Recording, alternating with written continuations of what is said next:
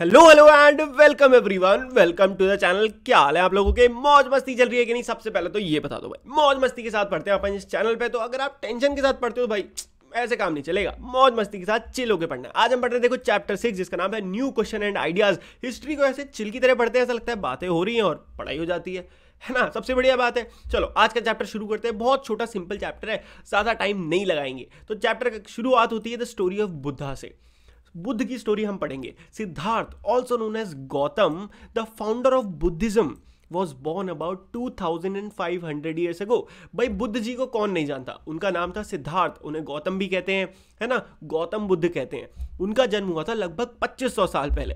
He belong to a small गण known as the Sakya गण and was a क्षत्रिय। अब देखो, ध्यान से समझो इस चीज को।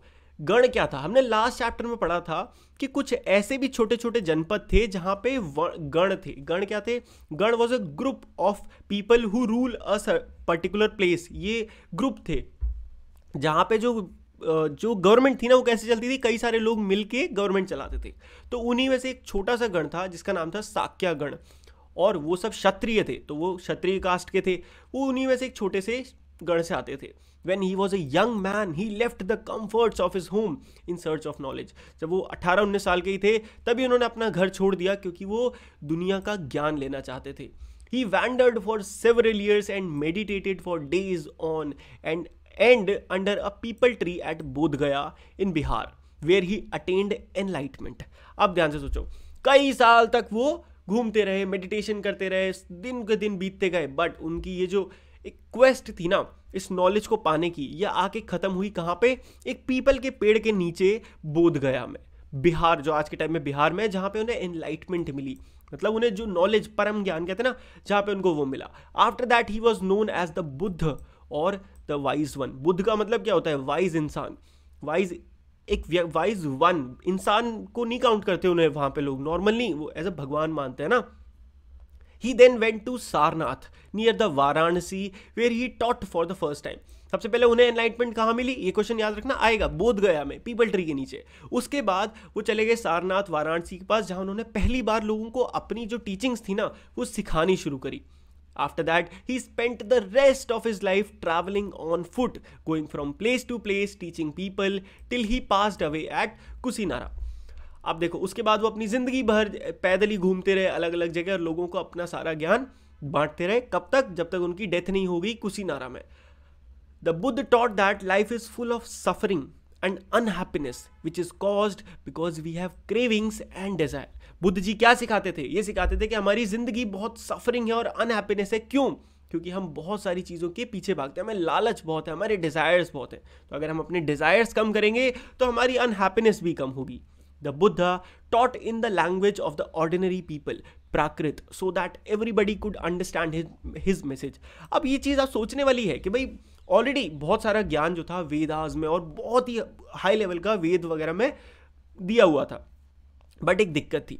जितने भी पंडित लोग थे या फिर ब्राह्मण लोग थे, ये सारा ये जो ज्ञान था ये संस्कृत में ट्रांसफर होता था, मतलब संस्कृत में, और बस उन्हीं लोगों को सिखाया जाता था जो एक पर्टिकुलर कास्ट में आते हैं। बट बुद्ध जी जब आए ना, पहली बात तो उन्होंने ये जो अपना जो नॉलेज थी वो बहुत ही आम साधारण भाषा में लोगों तक पहुंचानी शुरू करी। जैसे आज के टाइम में मोटिवेटर्स होते हैं ना, सेम उसी टाइप से। और उन्होंने कभी कोई ये नहीं देखा कि ये कास्ट इस कास्ट का, एक इस कास्ट का। जो भी उनके सामने आता था, जो भी कोई भी चीज़ें होती थी, वो सब सिखाते थे, जिसकी वजह से वो इतने ज़्यादा पॉपुलर हो गए। अब बुद्ध जी के बारे में भैया आपको 3 जगह याद रखनी है, ये याद रखना। सबसे पहले कि भाई उनका जो जन्म था वो कौन से गण में हुआ था। तो कौन से गण में हुआ था ये पता होना चाहिए, साक्या गण में। फिर उसके बाद जब उन्होंने अपना घर वर छोड़ दिया, फाइनली उन्हें एनलाइटमेंट कहाँ मिला? पीपल ट्री के मतलब कहाँ पे मिला? उन्हें मिला बोध गया में, पीपल ट्री के नीचे। उसके बाद लास्ट में वो कहाँ? सारनाथ में रहे। सारनाथ में उन्होंने पहली बार सिखाया और लास्ट में उनकी डेथ कहाँ हुई? कुशीनारा में। तो ये जगह याद रखना, इसके ऊपर क्वेश्चंस बनते ही बनते हैं। भाई अब बात करते हैं उपनिषद की। तो वेद ये तो पता है ना, वेद पुराण क्या होते हैं, तो उपनिषद उन्हीं में से आएगा। These were part of the later Vedic text. तो वेद तो मिले, उसके बाद कुछ लेटर वैदिक टेक्स्ट भी मिले, कुछ ऐसे टेक्स्ट मिले जिसमें वही सेम नॉलेज थी वेद वाली, बट थोड़ी और updated. Upanishad literally means approaching and sitting near. अब इस चीज को ध्यान से समझना। एक्चुअली ये उपनिषद का नाम अप्रोचिंग और सिटिंग नियर कुछ समझ नहीं आ रहा ना, मैं समझाता हूँ। एक्चुअली ये स्टोरी है, पहले के टाइम पे ना लिखने वाली पढ़ाई नहीं होती थी, आज के टाइम पे होती है ये। तो पहले एक टीचर अपने जो स्टूडेंट्स होता था उनको बाय स्पीकिंग सिखाता था, वो बोल देता था और उनको मेमोराइज करना रहता था स्टूडेंट्स को। तो अप्रोचिंग एंड सिटिंग नियर क्या होता है कि एक टीचर है, आप उसके पास जाए, आप बैठो और उसका ज्ञान लो बैठ के। तो वो उपनिषद थे जो लोगों ने वर्बली सुने और उसके बाद उन्हें फाइनली राइट डाउन कर दिया, और जिन्हें आज के टाइम पे हम उपनिषद कहते हैं। दे डिस्क्राइब द आत्मा, और आत्मा है ये, or the individual soul and the Brahman or the universal soul that ultimately were the one. अब ये कॉन्सेप्ट है, कॉन्सेप्ट क्या है कि एक हमारी बॉडी है और हमारी बॉडी के अंदर एक सोल है जिसे हम हिंदी में कहते हैं आत्मा। ये दोनों एक हैं, हम और हमारा जो सोल है वो एक हैं। ये कॉन्सेप्ट हमें दिया उपनिषद ने।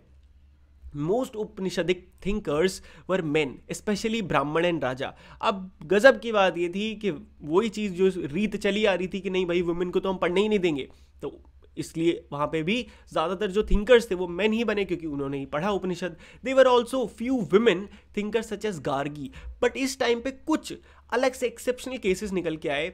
Gargi who was famous for her learning and participated in debates held in royal courts। उस समय तक थोड़ा एडवांसमेंट हुआ और गार्गी जैसे कुछ पॉपुलर वुमेन भी आई जिन्होंने उपनिषद के बारे में नॉलेज ली और फिर डिबेट करके अपनी जो कंक्लूजन थे वो बनाए। उसके बाद एक नया धर्म का इवोल्यूशन हुआ, Jainism. The last and the 24th tirthankar of the Jain, कौन, Vardhaman Mahavira, was the most famous among all thinkers. अब भाई बहुत सारे थिंकर्स थे, उनमें से अब पूरे जैन धर्म की हम बात करेंगे तो 24 तीर्थंकर थे जैन के, अलग अलग लोग थे। उनमें से जो 24th था ना, वर्धमान महावीर, वो सबसे फेमस थिंकर थे सब में से।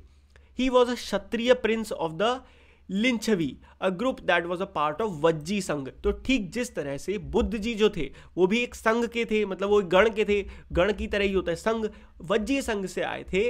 लिज्जवीज नाम का जो एक एरिया था वहाँ के क्षत्रिय राजा थे जिनका नाम था क्या, वर्धमान महावीर।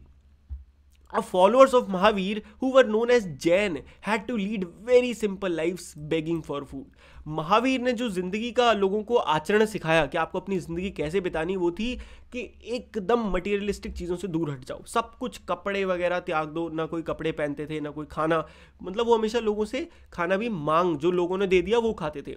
दे had to be absolutely honest and were specially asked not to steal. वो कभी चोरी नहीं कर सकते, उन्हें हमेशा सच बोलना है। वो मतलब मीट वगैरह तो भूल ही जाओ, इवन वो प्याज और ऐसी चीज़ें भी नहीं खा सकते। Jainism was supported mainly by traders. ज़्यादातर जैनिज्म को किसने सपोर्ट किया था, ट्रेडर्स ने। Over 100 of years Jainism spread to different parts of north India and to Gujarat, Tamil Nadu, Karnataka, इन सारी जगह में बहुत पॉपुलर हुआ। The teachings of Mahavir and his followers were transmitted orally for several centuries. कई 100 सालों तक ये ओरली ही आगे बढ़ती गई। They were written down in the form which they are presently available at a place called Valabhi in Gujarat about 1500 साल पहले। तो लगभग 1500 साल पहले फाइनली उन्हें लिख दिया गया और वो बुक बन गई या फिर उपनिषद टाइप बन गए, जो कि जगह कहाँ पे है, गुजरात में एक जगह है वालाभी, वहाँ पे। अब बात करते हैं द संघ। Both the Mahavir and the Buddha felt that only those who left their homes could gain true knowledge. They arranged for them to stay together in the संघ। अब क्या हुआ भाई, महावीर और बुद्ध दोनों को ही एनलाइटमेंट कब मिली, जब वो अपने सारे कंफर्ट को, अपने घर को छोड़ के दुनिया में चले गए, मतलब जंगल में रहने लगे, फुल सैक्रिफाइस वाली लाइफ जीने लगे, है ना, कि भाई मैंने तो संन्यास ले लिया। वो तो उन्होंने ये चीज़ समझी कि भाई संन्यास लेना पड़ेगा दुनिया को, पर दुनिया जाएगी कहाँ, हम तो चलो हो गए, पर हमें लोगों के लिए कुछ करना चाहिए। तो उन्होंने ऐसी जगह बनाई। They arranged for them to stay together in the Sangh. Sangh क्या, एक ग्रुप बना दिया। An association of those who left their homes. Men and women who joined the संघ led simple life। जो लोगों ने भी ये ज्वाइन करा बहुत ही आम साधारण जिंदगी जीने लगे। They meditated for most of the time and went to cities and villages to beg for food during fixed hours। वो पूरे दिन ज़्यादातर टाइम मेडिटेशन करते थे और बहुत ही कुछ चुनिंदा टाइम पे वो शहर में जाते थे सिर्फ और सिर्फ खाना मांगने। That is why they were known as bhikkhus and भिक्खुणी।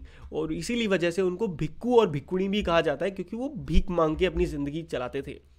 फिर आई monasteries. Both Jain and Buddhist monks went from place to place throughout the year teaching people.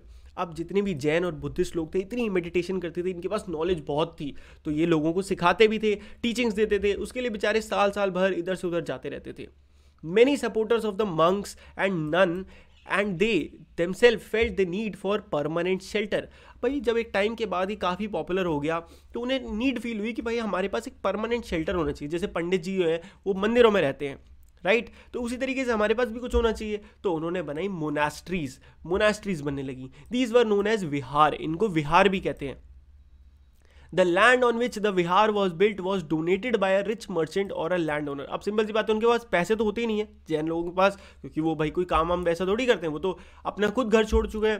तो जो रिच ओनर थे, जो जैन धर्म को मानते हैं, उन लोगों ने अपनी ज़मीनें की ज़मीनें दे दी इनको बनाने के लिए। The local people came with gifts of food, clothing and medicine for the monks and nun. और लोकल जो लोग थे वो उनके लिए गिफ्ट लेके आते थे, खाना लेके आते थे, क्लोथ वगैरह सब कुछ, ठीक है। तो बस इतना ही था ये चैप्टर। इस चैप्टर में हमने बुद्ध जी के बारे में और महावीर जी के बारे में अच्छे से पढ़ा, और इन्हीं के ऊपर क्वेश्चंस आने भी वाले हैं, पहले ही बता रहा हूँ, ठीक है। वीडियो अच्छी लगी हो तो, बट उससे पहले हाँ एक बात बता दूं, अगर आप चाहते हो कि आपको जबरदस्त कॉन्फिडेंस आ जाए इस चैप्टर पे, आप फोड़ के चले आओ पेपर में, आपके सामने क्वेश्चन आंसर्स की वीडियो आ रही होगी, इसको जरूर देख लेना, मजा आ जाएगा, सच बता रहा हूँ, ठीक है। चलो वीडियो अच्छी लगी तो लाइक कर देना, चैनल को सब्सक्राइब नहीं मारा है तो किसका वेट करो, फटाक से मारो, शाबाश। मिलते हैं नेक्स्ट वीडियो में, तब तक के लिए गुड बाय, टेक केयर, मौज मस्ती करते रहिए।